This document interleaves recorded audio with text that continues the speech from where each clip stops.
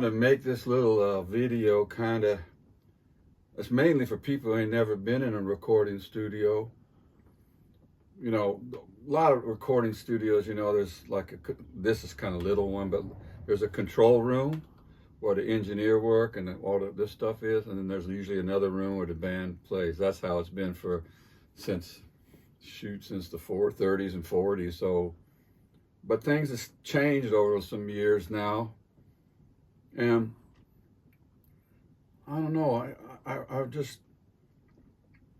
just wanted to say something about this because for the last few years I've been asking my friends who have studios and or bands and stuff like that, if there's anybody making records in the way they used to be made, you know.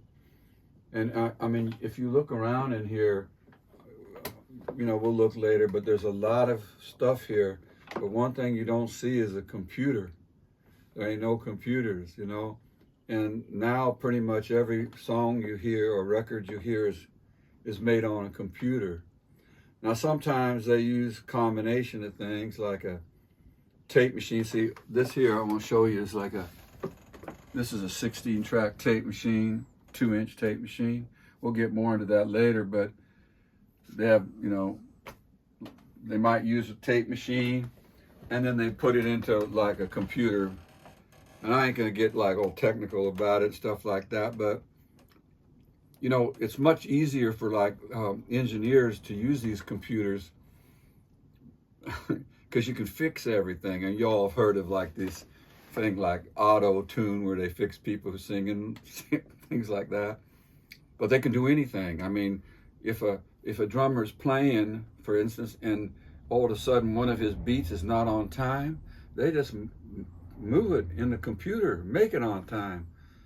So what's happened is that they can fix everything, and it's not so often that bands just go into a studio and just play.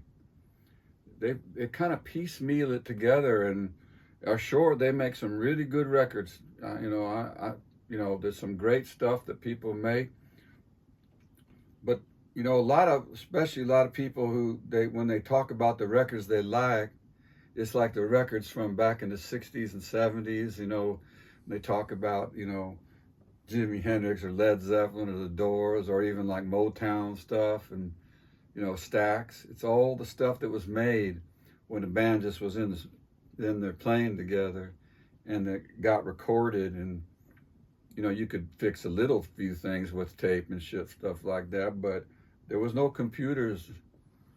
You know, this is my place, so I'm not in the business, so you know, and I don't know how to use a computer. I couldn't record on a computer to save my life.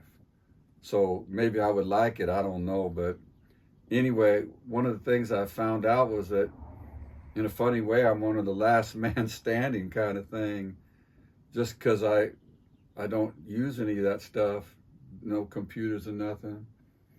So another thing that's happened is that, and this is not a put down or nothing like that, but because you can fix everything, the bands go in the studio, and if they don't play so good together or make a mistake or something like that, the engineer, he can just fix it.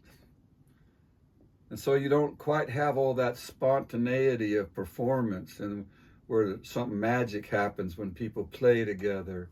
That's kind of going by the wayside now. It's not that they don't make great music and stuff, but that thing about just playing and capturing it on the tape, it's gone, I guess. It's almost gone, and everybody I talk to, I can't find one. In the last 2 years, I've asked tons of bands and studios, and no one can tell me where they've made, last time they made when a band come in and they recorded the whole thing on tape and no computer. So all of a sudden it hit me that this thing that I do is like, it basically has kind of gone right by me, and it's extinct almost. You know, I'm sure there must be somebody doing it, but I can't find it. So I thought maybe it'd be just for, I don't know, like posterity, just to say, you know, like, this is the way it used to be done, this is the way I still do it. and how me and Dan record. We just play. We don't fix nothing. If you do it wrong, we just go record it and do it again. So I ain't saying it's better. I just saying this is what we do, and it's very much like it's how it was done back in the 50s and 60s and stuff like that. So I just kind of wanted to, document it a little bit. Just with my buddy Rich is just trying to hold his phone there still because he's doing it on his phone. But there's a lot of stuff in here. Like I said, this old thing. This is from the 1970s. A lot of this thing here is an old tube mixing console from the 50s. Some of this stuff is 60s and the 50s, 1950s, and look, these old tape machine. This is an old Ampex tape machine from the 50s that when you get done you mix onto. And so what we're going to be doing is just recording. I mean, it's how I always do it. Is just record in the old way. And then maybe down the road, if anyone's ever interested, they can look at this and go, "Oh, that's how the old people used to do it," and stuff like that. So I hope it's interesting. But we doing this now anyway. We starting to make a new record, so I figured might as well just film it a little bit, and we'll show you how the tape works. And ain't gonna get no technical stuff like that, but at least you can get an idea what it does. So first thing we'll do is like the drum setup, and then we'll set up the mics on a guitar amp, and then we'll come back in here.